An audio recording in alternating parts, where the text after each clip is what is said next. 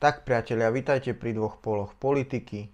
Dnes urobíme takú historickú genézu vývoja Slovenska od Roberta Fica po Kuciaka až po súčasný stav.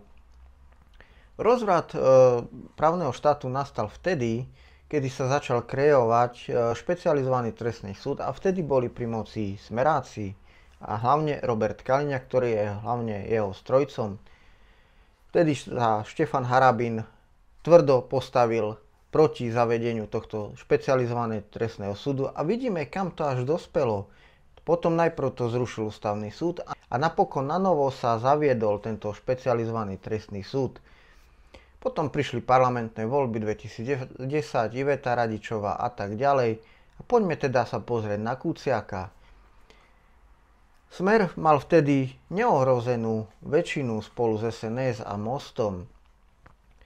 Urobili toho aj veľa zlého, ale aj veľa dobrého. To musíme zase povedať. Všetci kidajú na nich, akí takí boli, ale nerobili takéto zverstva ako táto mafiánska vláda Oľano a podobne. A kde sú teda protagonisti protestov za slušné Slovensko? Juraj Šeliga.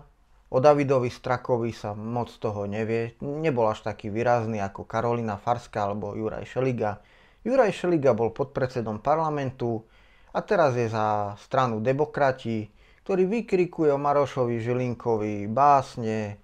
363 treba zrušiť. Maroš Žilinka je doslovne ruský agent. A kde je Karolina Farská?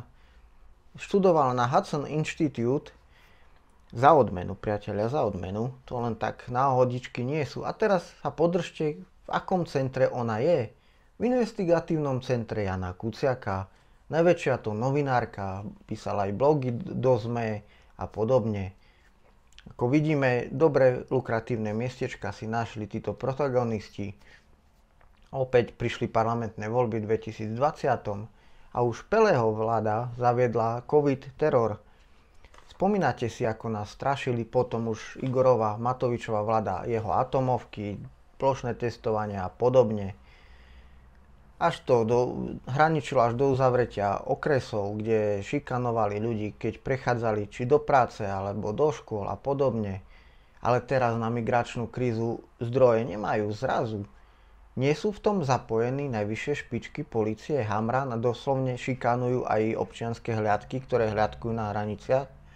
Doslovne chcú ich zakázať tvrdo, na silu, aby nehliadkovali ľudia, aby nevytvárali tzv. Domobrany. No a poďme teda na tú hlavnú tému. Srbské médium nultatačka.rs, ktoré som už x-krát komentoval, píšu o Robertovi Ficovi. Slováci idú voliť, najväčšie šance má Robert Fico a jeho plány je sa dištancovať od Ukrajiny. Tak teda si prečítajme, čo píšu Srbi. Vo zvrate európskej podpory Ukrajine by sa v prípade zvolenia bývalého premiéra Roberta Fica mohli stať nadchádzajúce slovenské voľby veľkou udalosťou. Medzi Maďarskom a Poľskom sa Slovensko so svojimi susedmi delí o to, že patrí medzi tri krajiny, ktoré zakázali ukrajinské obilie. Tam musím podotknúť, že už aj naši cúvajú v tomto zákaze. Už nejaké také machinácie tam sú, že možno aj povolia. To však môže byť sprevádzané vážnym znížením vojenskej a dokonca aj politickej podpory Ukrajine. By som až tak celkom nesúhlasil. Najdlhšie slúžiaci premiér Slovenska Fico bol nútený odísť z úradu v roku 2018 po najväčších masových protestoch, aké Bratislava zažila od čias komunizmu, ktoré nezažila od čias komunizmu. Teraz však populárny odpor proti vojne na Ukrajine vydlážil cestu Ficovmu navratu k moci. Jeho víťazstvo by otestovalo schopnosť Európskej únie zostať jednotnou proti Rusku, najmä po nedávnej patovej situácii Poľska s Kyjevom. Ako vieme, Poliaci s Ukrajinou mali nejaké nedorozumenia, nejaké spory. Bloomberg informuje, Slováci budú voliť 30. septembra v tesných voľbách a Fico využil obavy z dôsledkov konfliktu. V krajine s 5,4 miliónmi obyvateľov, ktorá je najviac proruská v regióne, sa zaviazal ukončiť vojenskú pomoc Ukrajine. Nazval prezidentkou Slovenska americkou agentkou a je proti členstvu Ukrajiny v NATO. Fico nemá problém prekročiť červené čiary, povedal Boris Zala, spoluzakladateľ Smeru, ktorý teraz pracuje na politických dokumentoch pre think tank Progresívne fórum v Bratislave. No to je zaujímavý zvrat u Borisa Zalu. Urobí čokoľvek, aby získal viac hlasov. Slovensko, člen EÚ a NATO, je geopoliticky dôležité. Vo všeobecnosti výrazne podporovali sme Ukrajinu, Slováci. Faktom však je, že prieskumy ukázali, že viac ako polovica Slovákov viní z vojny Západ alebo Ukrajinu. Ale napriek tomu Slovensko posielalo zbrane, ubytovalo utečencov a podporovalo všetky sankcie proti Rusku, ktoré poškodzovali jeho dodávky energie. Z Ruska sa myslí. Návrat Fica by to mohlo rýchlo zmeniť a spochybniť spoluprácu Slovenska s NATO vzhľadom na jeho ostrú kritiku aliancie a USA. Posilnilo by to aj vplyv Viktora Orbána, ktorý je proti sankciám a dodávkam zbraní. Fico bol premiérom, ktorý vedol Slovensko k prijatiu eura v roku 2009, ale teraz sa nepovažuje za politickú silu pre EÚ. Ficové ciele vyvolávajú opozíciu a nesúhlas v zahraničí, čo by mohlo viesť k izolácii Slovenska. Toto iný povedal než Grigori Mesežníkov, prezident think tanku Inštitútu pre verejné otázky, ktorý už viac ako 30 rokov sleduje politiku na Slovensku. Pri zotrvaní v EÚ vezme Slovensko mimo európskeho hlavného prúdu, povedal Mesežníkov. Ficov náskok v prieskumoch je 3 percentuálne body pred jeho hlavným riválom Progresívnym Slovenskom. Náskok sa v marci zúžil z 5 percentuálnych bodov. Fico tiež nie je veľkým fanúšikom vstupu Ukrajiny do EÚ.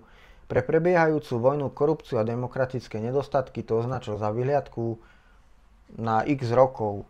Agentúra Reuters uviedla, sme presvedčení, že je iluzórne zaoberať sa touto otázkou v čase, keď na Ukrajine prebieha ostrý vojenský konflikt.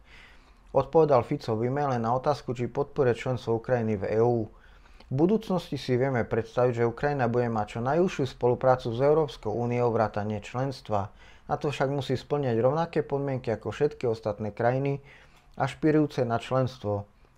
Všetci napríklad vieme, že Ukrajina patrí medzi najskorumpovanejšie krajiny sveta a že súčasný vládny režim má ďaleko k demokratickým hodnotám.